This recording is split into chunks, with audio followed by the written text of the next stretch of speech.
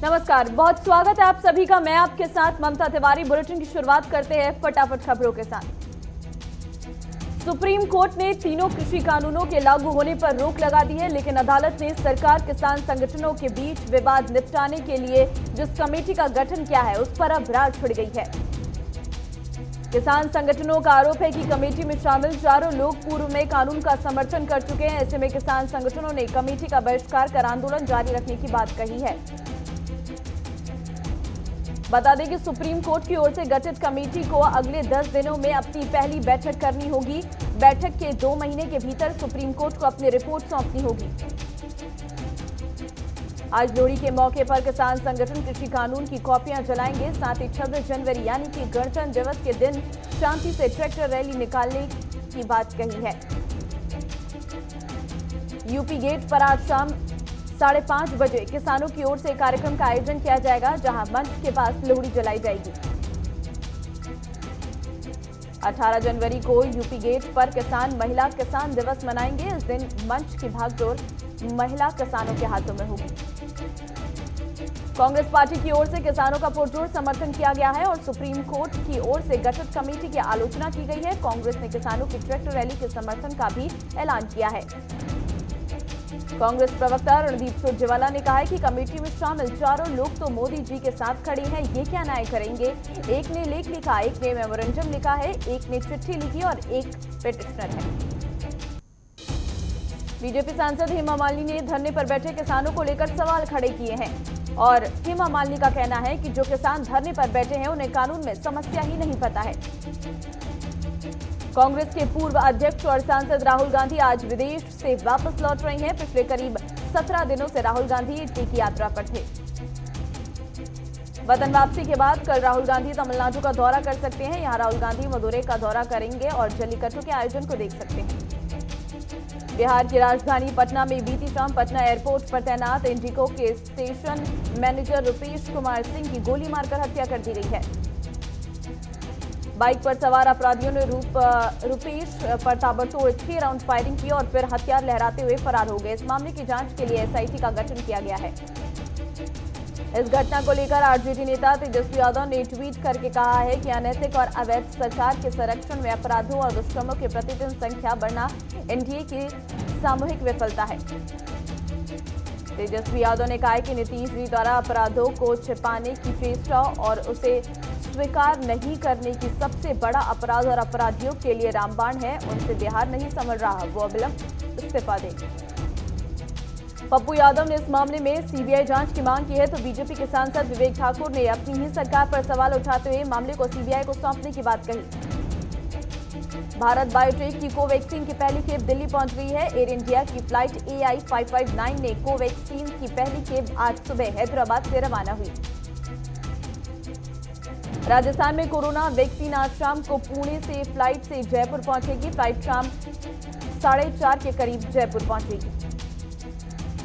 देश में corona vaccination को लेकर जारी तैयारियों के बीच केंद्रीय स्वास्थ्य मंत्रालय ने बड़ा फैसला लेते हुए 17 जनवरी को होने वाले पोलियो टीकाकरण अभियान को आगे बढ़ा दिया है।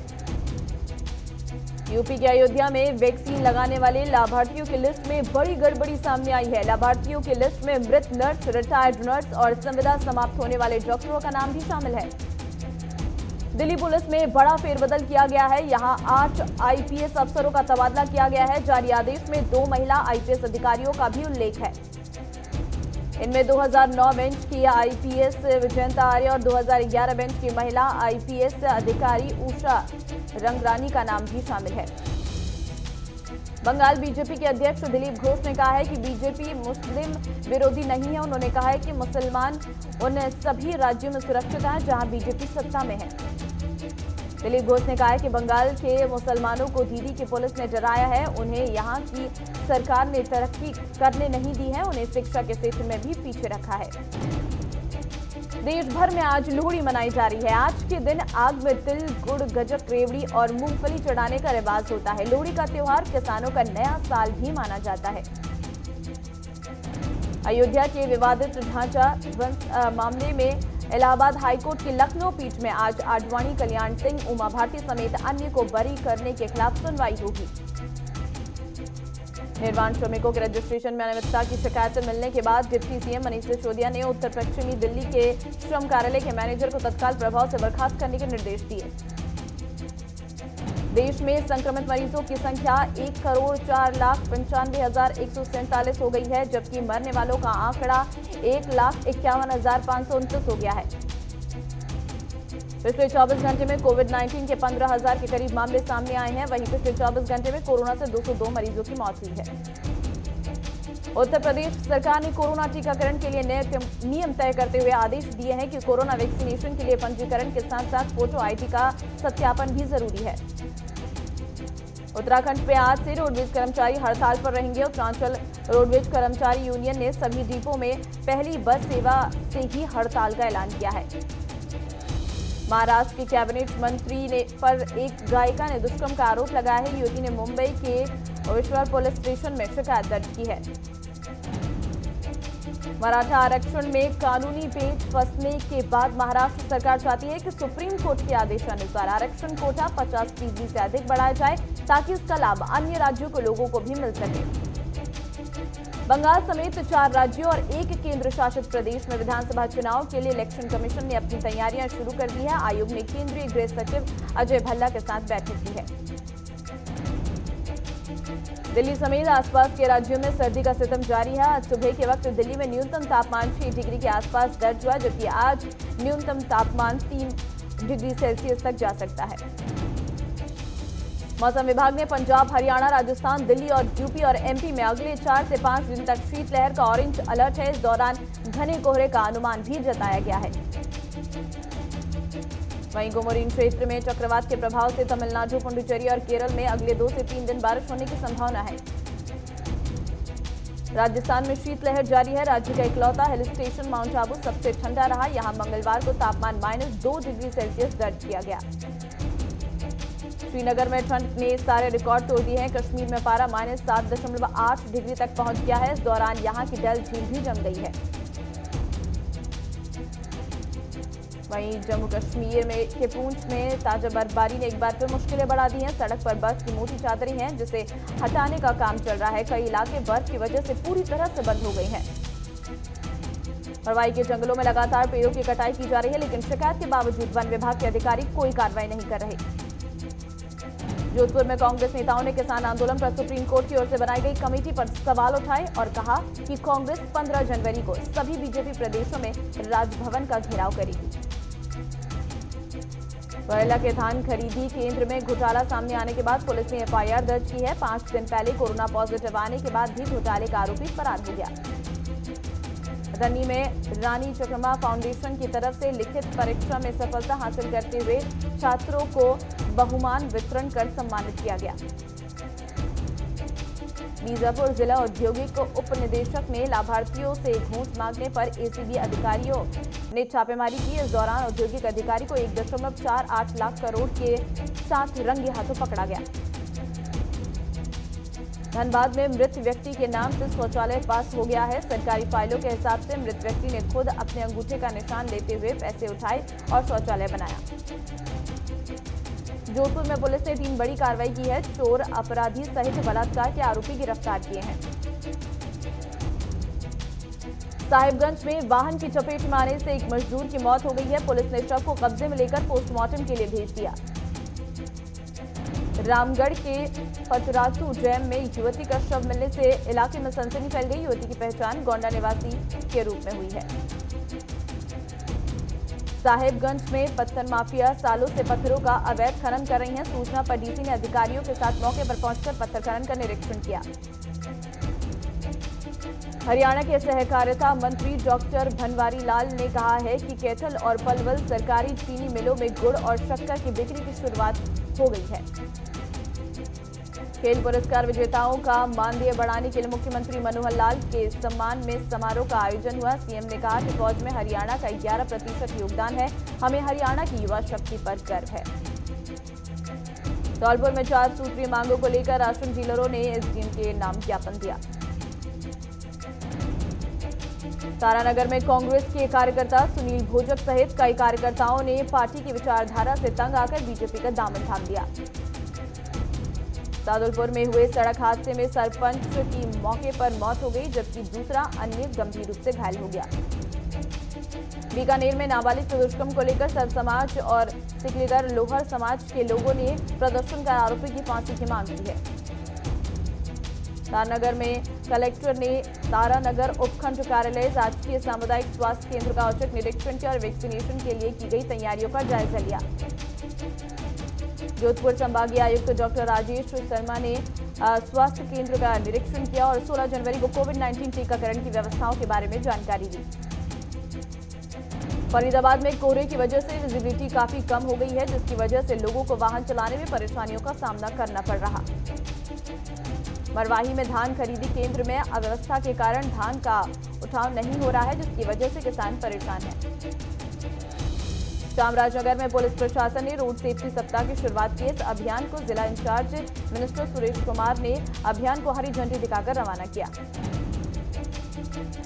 कांकेरी में स्वामी विवेकानंद जयंती के मौके पर स्वामी विवेकानंद की प्रतिमा पर बजरंग दल के कार्यकर्ताओं ने माल्यार्पण किया। किशनगंज पुलिस ने ओवरलोडिंग के खिलाफ कार्रवाई की है। हाईवे पर 6 ओवरलोड डंपरों को जब्त किया गया है। मधुबनी में एक दंपति के बच्चों को अजीब सी बीमारी ने जकड़ लिया है, जिसका किसी अस्पताल में इलाज नहीं है। बहराइच में वाहन चोरी की घटनाओं को अंजाम देने वाले गिरोह के एक सदस्य को पुलिस ने गिरफ्तार कर लिया है। साथ ही चोरी की 3 मोटरसाइकिल भी जब्त की है। झारखंड के मुख्यमंत्री हेमंत सोरेन ने झामुमो सुप्रीमो शिबू सोरेन को उनके जन्मदिन की बधाई दी है। साथ ही उनके अच्छे स्वास्थ्य और दीर्घायु की कामना भी की। कानपुर में जिला अस्पताल के डॉक्टर और स्टाफ की मनमानी देखने को मिली। हॉस्पिटल में आई एक महिला को इलाज नहीं मिला और करीब 2 घंटे से इलाज के अभाव में महिला तड़पती रही। बनमनखी में चुनाव जीतने के बाद विधायक कृष्ण कुमार ऋषि के सम्मान में बीजेपी कार्यकर्ताओं ने सम्मान समारोह का आयोजन किया। जिला उपायुक्त द्वारा जानकारी दी गई है कि सीमित संख्या में कोविड नियमों का अनुपालन सुनिश्चित करते हुए गणतंत्र दिवस का कार्यक्रम केकेएन स्टेडियम में आयोजित किया जाएगा। धारवाड़ के पूर्व विधायक विनय कुलकर्णी को जेल में मिलने की अदालत से अनुमति दी गई है, जिसके बाद वो अपने परिवार से मिले। सेंसेक्स पहली बार 49,700 के पार पहुंच गया है, जबकि निफ्टी 14,600 के पार कारोबार कर रहा है। पेट्रोल डीजल की कीमतों में फिर इजाफा हुआ है। दोनों के दाम में 25 पैसे प्रति लीटर की बढ़ोतरी हुई है। अमेरिका की इलेक्ट्रिक कार निर्यात कंपनी टेस्ला ने भारत में अपने पंजीकृत कार्यालय के साथ एक नई शुरुआत की है। भारत में 3 डायरेक्टर अपॉइंट किए हैं। भारत के सबसे बड़े ऑनलाइन एजुकेशन स्टार्टअप BYJUS ने आकाश एजुकेशनल सर्विस प्राइवेट लिमिटेड के साथ बड़ी बिजनेस डील की है। दोनों में $1 बिलियन का सौदा हुआ है। रिजर्व बैंक ने डोइचे बैंक पर 2 करोड़ रुपए का जुर्माना लगाया है। कुछ प्रावधानों का उल्लंघन करने पर जुर्माना लगाया गया है। कंपनी फॉक्सकॉन टेक्नोलॉजी ग्रुप की भारतीय यूनिट करीब 5,000 करोड़ रुपए का IPO लाने की तैयारी कर रही है। ITR फाइल करने की डेडलाइन 15 जनवरी से आगे नहीं बढ़ेगी। सरकार ने आयकर दाताओं की मांग को खारिज कर दिया है। खुदरा महंगाई दर नवंबर में के 6.93% के मुकाबले दिसंबर में गिरकर 4.59% पर आ गई है। LIC ने लैप्स हुई पॉलिसियों को रिवाइव करने के लिए एक विशेष कैंपेन शुरू किया है। LIC का ये प्लान और ये कैंपेन 6 मार्च तक चलेगा। पॉलिसी रिवाइव करने के लिए नियम शर्तें तय की गई हैं। सरकारी company power finance corporation 10,000 crore रुपए जुटाएगी। इससे निवेश के अवसर बढ़ेंगे। PFC पावर सेक्टर की देश की सबसे बड़ी कंपनी है। विश्व में पिछले 24 घंटे में कोरोना के 6,51,327 नए मामले सामने आए हैं, जिसके बाद कुल मामलों की संख्या 9 करोड़ 19 लाख के पार पहुंच गई है। ब्रिटेन में पिछले 24 घंटे में 45,533 कोरोना के नए केस सामने आए हैं और 1,243 लोगों की मौत हुई है। WHO ने कहा है कि भले ही कई देशों ने वैक्सीनेशन शुरू कर दिया है, लेकिन अभी भी हर्ड इम्यूनिटी की संभावना नहीं है। अमेरिका के उपराष्ट्रपति माइक पेंस ने राष्ट्रपति डोनाल्ड ट्रंप को पद से हटाने के लिए संविधान के 25वें संशोधन का इस्तेमाल करने से इनकार कर दिया है। जर्मनी के डॉयचे बैंक ने डोनाल्ड ट्रंप की कंपनियों के साथ व्यापारिक रिश्ते खत्म करने का फैसला किया है। अमेरिका के विदेश मंत्री माइक पोम्पियो ने कहा है कि ईरान अंतर्राष्ट्रीय आतंकवादी संगठन अल-कायदा का नया अड्डा बन गया है। कुवैत में राजनीतिक संकट गहरा गया है। कुवैत में सरकार और सांसदों के गठबंधन के बीच मंत्रिमंडल ने इस्तीफा सौंप दिया है। पाकिस्तान में लाहौर के एंटी टेररिज्म कोर्ट ने ननकाना साहिब गुरुद्वारा में तोड़फोड़ के 3 दोषियों को 2 साल कैद की सजा सुनाई है। इंडोनेशिया के गांव में भूस्खलन की 2 घटनाओं के बाद 13 लोगों की मौत हो गई है, 29 नए अन्य घायल हुए हैं। चीन ने अपने 10,000 सैनिकों को कड़कती ठंड से बचाने के लिए एलएसी से वापस बुला लिया है। सिंगर रेणु शर्मा ने महाराष्ट्र के कैबिनेट मंत्री धनंजय मुंडे पर रेप और ब्लैकमेलिंग का आरोप लगाते हुए मंत्री के खिलाफ मामला दर्ज कराया है। सुशांत के नोट को बहन श्वेता ने सोशल मीडिया पर शेयर करके लिखा है, भाई द्वारा लिखा हुआ कितनी गहरी है सोच। इस पोस्ट पर फैंस जमकर कमेंट कर रहे। वरुण धवन नताशा दलाल जनवरी में ही शादी करने वाले। रिपोर्ट के मुताबिक शादी के लिए अलीबाग में होटल बुक किया गया है, जिसमें महज 200 मेहमान शामिल होंगे। कार डिजाइनर दिलीप छाबड़िया को पुलिस कस्टडी में भेज दिया गया है। बता दें कि दिलीप पर कॉमेडियन ने जालसाजी का आरोप लगाया है। जिया खान की मौत पर बनी डॉक्यूमेंट्री पर सवाल उठे हैं। सोशल मीडिया यूजर्स ने पूछा, जिया का ट्रैक सूट और गले का निशान कहां गया।